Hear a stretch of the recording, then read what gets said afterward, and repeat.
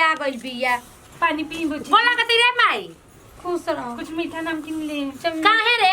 तोरा माने घर में एगो चीनियो नहीं खे जरूरत का के खाली लोटा लेके रख देले बाड़ी चीनी पे खुश रहेले चीनी पे खुश रहे हमारा घर जाबिस ना त ननद के आवते ए चारो गोतिनी दौड़ जाने जे कोनो जानी मीठा लेके त कोनो जानी पानी लेके त कोनो जानी गमला में पानी लेके हुड़ धोवे खातिर अरे ते दौड़त ना की सर के करत ताटे माने तू सिखाइबू छोट हो के तू सिखाइबू हमारे के हमरा कैसे रहे के बा कैसे चले के बाटे आई अंडा सिखाए बच्चे के कि बड़े हो गइले बाप रे बाप